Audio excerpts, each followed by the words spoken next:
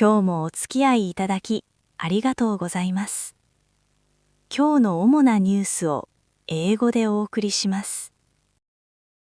The Kyoto District Court rejected a lawsuit by about 3,500 residents to stop operations of Kansai Electric Power's Ohi nuclear plant units 3 and 4. Residents claimed safety issues and poor evacuation plans. However, the court ruled on July 14th that the plant's safety is ensured under new regulations, denying their request. Fukuoka's Vice Speaker Masayuki Nakao again denied receiving 10 million yen on July 14th. Despite a voice print analysis showing over a 99.99% match with his voice in a recorded conversation, Nakao insists he never saw the cash. He questions the audio's credibility, even if it is his voice. An ANA captain was sentenced to 1 year and 8 months in prison on July 14th for indecent assault. The 44-year-old was found guilty by the Tokyo District Court of touching a female flight attendant in October 2023. Prosecutors said he used his position, causing the victim PTSD. The defense had claimed consent. Police on July 14th referred a 35-year-old restaurant employee to prosecutors regarding a Dotonbori building fire last August in Osaka. The fire tragically killed 2 firefighters. The employee is suspected of gross negligence, allegedly causing the blaze by littering a lit cigarette. Investigations into the incident continue. Japan's government is considering extending the diet session by about 1 week past its July 17th end. This aims to pass sub-capital concept bills. While lower house approval is expected, securing upper house passage by the current deadline appears difficult, so an extension is likely to be approved. On July 14th, dangerous heat warnings were issued for many parts of Japan, with temperatures in the Tokai and Shikoku regions exceeding 38 degrees Celsius. Residents are urged to take thorough heat stroke prevention measures, such as using air conditioning properly and staying well hydrated. Cases of hand, foot, and mouth disease, a common childhood illness, have increased 1.5 times from last week.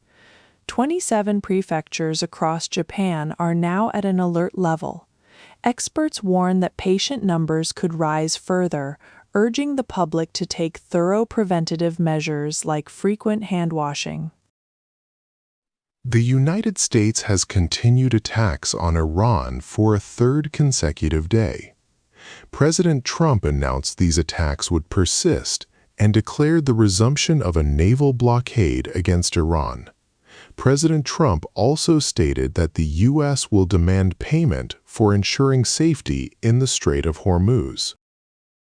The Hokkaido Community Chest announced on July 14th the disciplinary dismissal of its 58-year-old Secretary General. He is suspected of embezzling approximately 180 million yen from red feather donations, missing since around 2020. The organization plans a lawyer's investigation, criminal charges, and compensation claims. 次は社会のニュースです。Dangerous heat is gripping Japan today, July 14th. Temperatures over 35 degrees Celsius are expected in nearly 150 locations nationwide. Inland Kanto and Tokai could reach 38 degrees. Heat stroke alerts are widespread. High temperatures, including tropical nights above 25 degrees, will continue tomorrow, July 15th. Residents should take serious precautions against heat stroke. The Kyoto District Court today, July 14th, rejected a lawsuit to stop operations at Kansai Electric Power's Ohi nuclear power plant units 3 and 4. Residents claimed evacuation plans were impractical and seismic safety standards were too low. However, the court ruled against them, allowing the plant, which restarted in 2018 under new regulations, to continue operating. The Fair Trade Commission today, July 14th, inspected 3 manufacturers in Tokyo and Gunma Prefecture. They are suspected of illegal bid rigging for refrigeration equipment tenders used by major convenience store chain 7-Eleven. This investigation aims to uncover whether these companies unlawfully coordinated bids for contracts. Police today, July 14th, referred a 35-year-old male restaurant employee to prosecutors regarding a fire last August in an Osaka Dotonbori building. 2 firefighters died in the blaze. The employee is suspected of gross negligence, as investigators believe a discarded lit cigarette caused the fire. In Fukuoka City today, July 14th, a 4th grade elementary student was lightly injured after a monkey scratched his arm on the way to school. Monkey sightings have been frequent in central Fukuoka since July 13th. Authorities are advising residents to avoid making eye contact with the animals if they are seen. Japan is establishing a disaster management agency to centralize government disaster response and boost preparedness. A key challenge is encouraging individual behavioral changes to reduce damage from disasters. The agency will also promote phase-free concepts, making everyday items usable in emergencies. Its success relies on fostering concrete actions nationwide. Japan's prosecution is facing a series of scandals, including abusive language during interrogations, sexual assault by executives, and leaks of jury member names. Even the Justice Ministry is criticized for document handling. Despite these abnormal situations, the prosecution has not held a press conference, leading to growing calls for accountability. Japan has enacted a law to counter social media misinformation during elections. This law obligates platform operators to mitigate negative impacts from false information. Minister Hayashi announced that guidelines for its enforcement will now be formulated. The measure aims to ensure fair elections by requiring platforms to take action. In Osaka today, July 14th, a former hospital employee, Motoi Okuno, received a 2-year suspended prison sentence. He was found guilty of 7 counts of assault and injury against 3 elderly patients, including causing burns. Okuno filmed these acts and shared them with colleagues. The judge condemned his habitual acts trampling on their dignity. 次はビジネス関連のニュースです。Japan's government is considering an investigation into credit card payment processing companies following Zentoshin's bankruptcy. Economy Minister Akazawa Ryosei announced this on July 14th. Currently, there's no public system to check these agencies' financial health. The ministry will study the industry to decide if new regulations are needed to prevent unpaid merchants, while carefully considering potential fee increases for businesses. Japan's Fair Trade Commission investigated 3 electronics manufacturers on July 14th, suspecting bid rigging. Fuji Electric, STRS, and Nakano Refrigerators allegedly violated anti-monopoly law. They are accused of fixing bids and prices for 7-Eleven store refrigerators for years. With limited competition, this practice potentially caused higher costs for 7-Eleven and its franchise owners. The sub-capital bill is expected to pass Japan's House of Representatives on July 15th. The ruling Liberal Democratic Party, along with the Japan Innovation Party and the Mirai Party, have reached an agreement on revisions to the proposed legislation. This 3-party consensus paves the way for the bill's advancement through the lower house. A recent NHK poll shows significant public concern over the historically weak Japanese yen. 61% of respondents believe the yen's depreciation has a negative impact on Japan's economy. Only 22% think it has a positive effect. This highlights widespread apprehension regarding the currency's current state. Finance Minister Satsuki Katayama suggested the Government Pension Investment Fund, GPIF, may change its asset allocation. She stated that investment ratios need review if the economic environment shifts. GPIF manages nearly 300 trillion yen. Katayama believes Japanese yen assets could become more advantageous with strong growth strategies, noting diversification is widely seen as beneficial.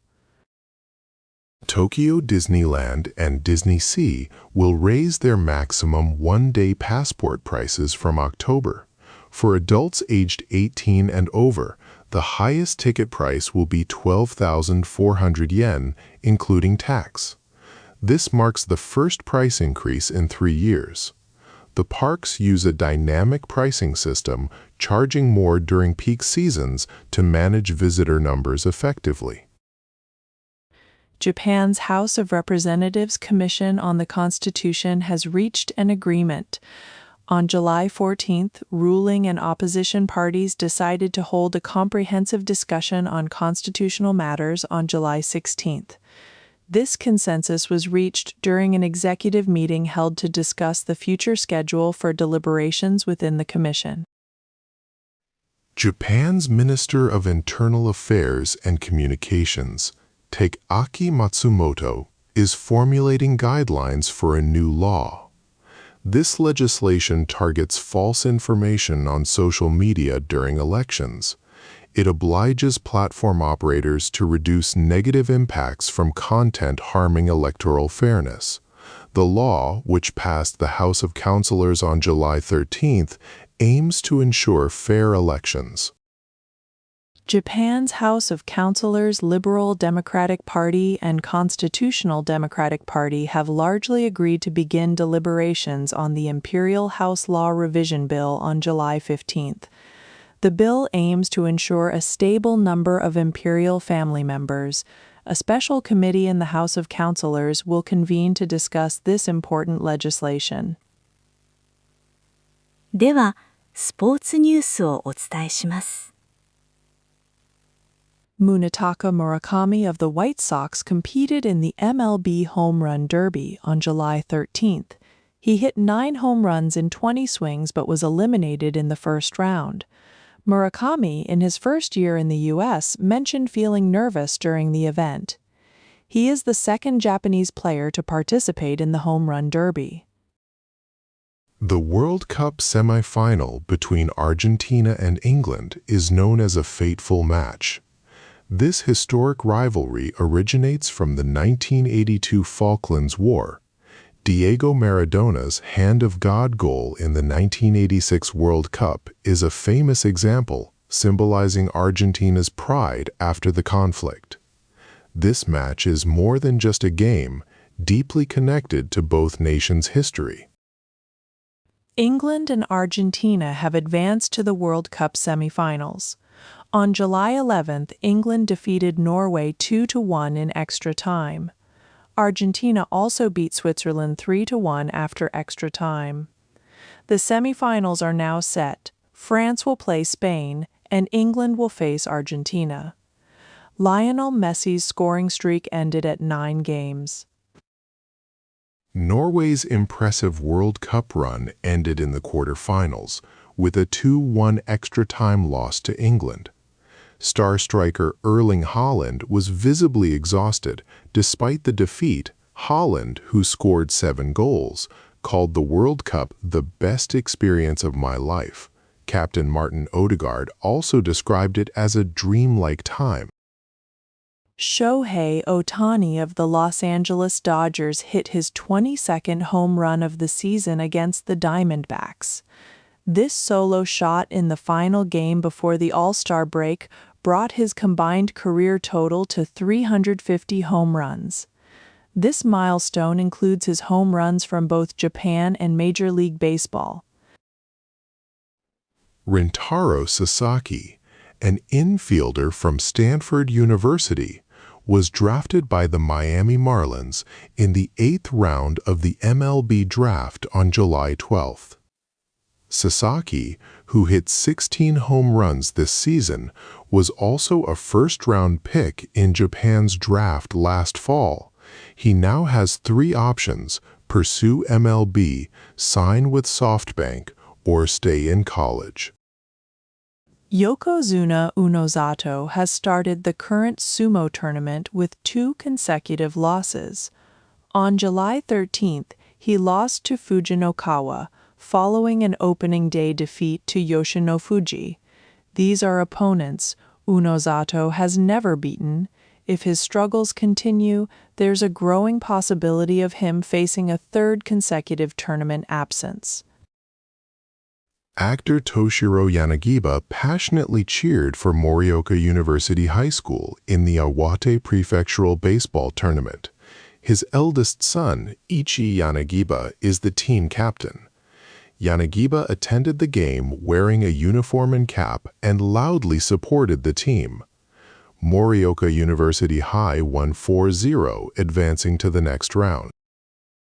Japan national soccer team coach Hajime Moriyasu is expected to accept a 6-month contract extension. His term will now run until the AFC Asian Cup next January. Moriyasu stated he will do anything if it benefits Japanese soccer. The Japan Football Association is expected to make a formal decision on July 23rd. 続いて、国際ニュースです。The United States has attacked Iran for 3 days in a row. President Trump announced that attacks will continue and the U.S. will restart a naval blockade against Iran. President Trump also stated that he will seek payment for ensuring safety in the Strait of Hormuz. This comes amidst ongoing exchanges of attacks in the Middle East. The United Arab Emirates reported that 2 of its tankers were attacked by Iranian cruise missiles in the Strait of Hormuz. 1 Indian crew member died, and 8 were injured. Fires on the tankers are now out. The UAE Ministry of Defense warned it reserves the right to respond, raising concerns about worsening regional tensions. Over 10,650 heat-related deaths occurred across 27 European Union countries during a record heat wave from June 22nd to 28th. Most victims, over 9,000, were aged 65 or older. Scientists state this intense heat wave would have been virtually impossible without human-caused climate change, which increases such events' frequency and intensity. In Maine, on July 13th, an immigration official shot and killed a man during an operation targeting undocumented immigrants. This marks the 2nd death this month, resulting from a shooting by immigration authorities. Protests have erupted, criticizing the use of excessive force by immigration officials in these incidents. Russian President Putin warned that Russia will retaliate with several times more power against Ukraine's intensified attacks on Russian oil facilities. He hinted at large-scale attacks as a deterrent. This statement comes as Ukraine continues its military actions, focusing on Russian infrastructure targets.